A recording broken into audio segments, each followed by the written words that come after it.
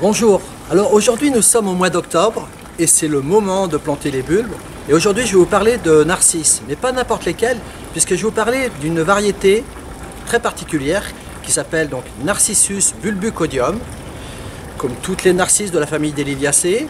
Cette espèce-là, donc, on la trouve principalement dans la zone ibérique, Espagne, Portugal. Également en l'état spontané dans le sud-ouest de la France. Et pour certaines variétés que l'on trouve aussi au Maroc. Alors, cette narcisse, pourquoi je vous la présente, c'est que je la trouve très originale par rapport aux autres. Elle va monter à une quinzaine de centimètres de hauteur. Pour une variété, ce sera plutôt de couleur jaune, une autre variété sera de couleur blanche. Et cette particularité, c'est d'être très trapue et d'avoir une fleur qui est très différente des autres. Et pour cela, je vous proposerai donc de la découvrir avec moi. Alors, en ce qui nous concerne aujourd'hui, voilà ces petits bulbes. C'est pas très gros.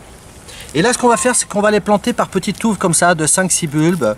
On va essayer de faire quelque chose de naturel. On va surtout pas les planter en randonnion. On va les planter, tout simplement, là on y va à la main. Comme ça, il n'y a même pas besoin de prendre de transplantoir. Donc on plante à environ 3-4 cm de profondeur, que ça fasse une fois et demie son épaisseur. Bon, là, en ce qui nous concerne aujourd'hui, on voit que pour certains, il y a déjà des petites pousses, mais c'est pas grave. Voilà, ce qui donnera le plus bel effet, c'est vraiment de les planter, former des petites touffettes comme cela.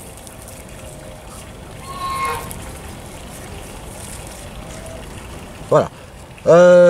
Exposition de préférence au soleil, mais on peut aussi les avoir à mi-ombre, même en sous-bois, pourquoi pas, ça donne quelque chose de naturel, puisque c'est vraiment une espèce que vous pouvez pérenniser, la laisser comme cela sans avoir besoin de l'arracher au printemps.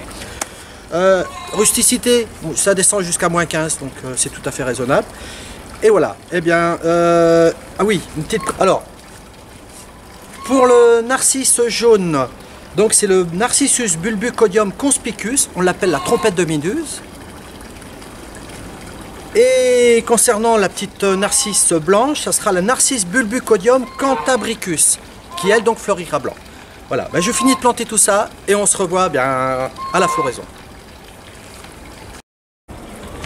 Bonjour, alors nous sommes début avril et voici nos petits narcisses bulbucodium. Voilà, les voilà en fleurs. Alors, pour moi c'était une découverte cette année, cette plante. Et je trouve vraiment que, pour moi c'est vraiment un coup de cœur. Ce que je regrette un petit peu, c'est que là, je les avais plantés comme par petits poquets comme ça de 5-6 bulbes. Mais là, je me rends compte qu'il vaut mieux carrément ne pas hésiter à en mettre une dizaine, voire une quinzaine vraiment côte à côte, de manière à vraiment avoir quelque chose de très fleuri, vraiment une belle touffe de fleurs. Là, c'est un petit peu trop léger, je trouve, en nombre de fleurs. Donc n'hésitez pas vraiment à les rassembler, mais en tout cas c'est vraiment très original. Alors donc on l'a de cette variété comme ça blanc crème, et alors on l'a aussi donc en jaune, tout simplement le jaune vif. Alors ça ne monte pas plus haut que ça, 10-15 cm de hauteur, et voilà, c'est original, ça change des narcisses habituels. Voilà, je vous conseille, à bientôt.